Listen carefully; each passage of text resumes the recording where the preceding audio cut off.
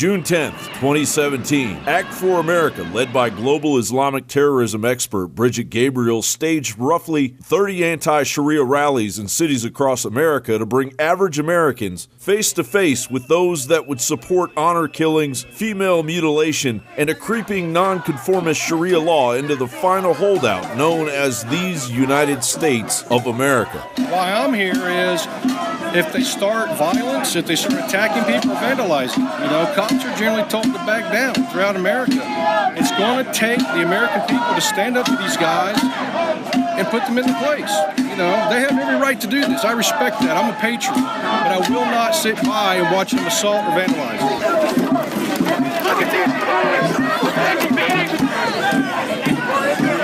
back to your group and be safe. Which group is mine, sir?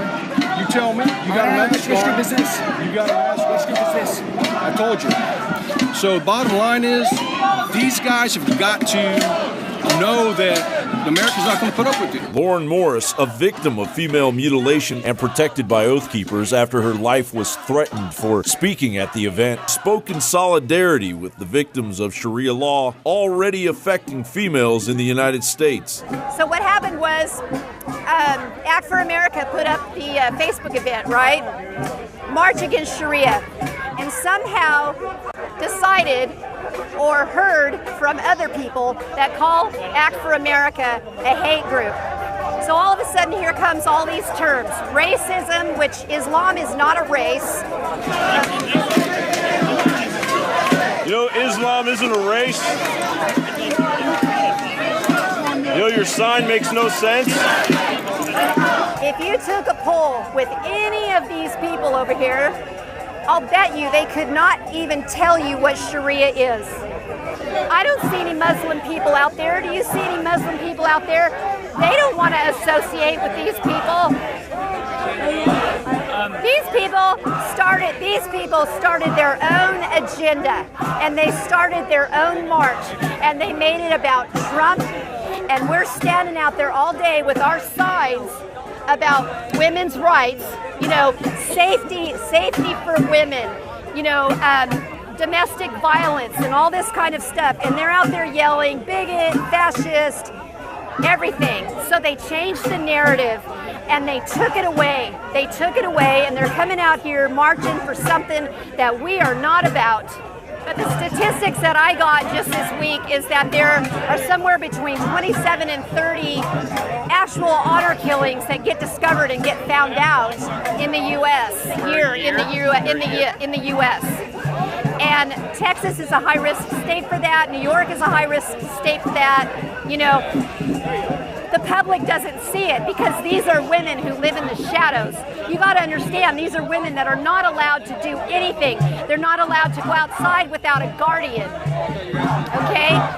And they're bringing a culture like that to the greatest country on the earth that has laws to protect them better than any place they have ever lived, ever. Our laws protect women.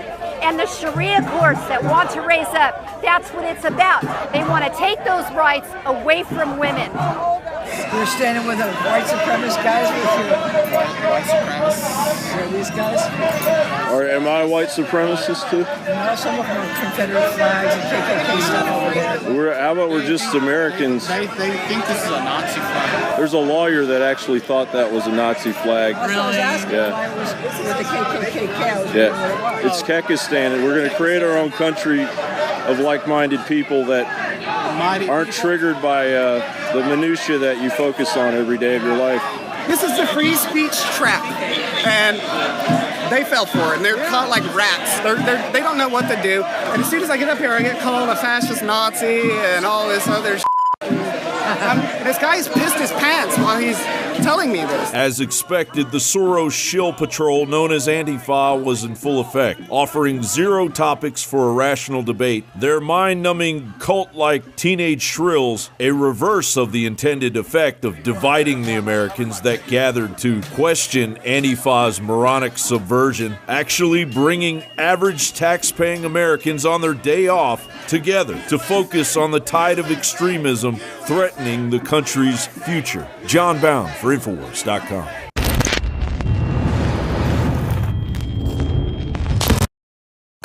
After 4 years of research, the next big game changer has arrived. Z-Shield, toxic metal and chemical defense support. It's made in the USA. It's filled with known compounds from nature that are absolutely associated with detoxifying the body, and it supports the InfoWar. It is a classical 360 win. We're changing the world. Now it's time to change our bodies with Z-Shield at InfoWarsLife.com.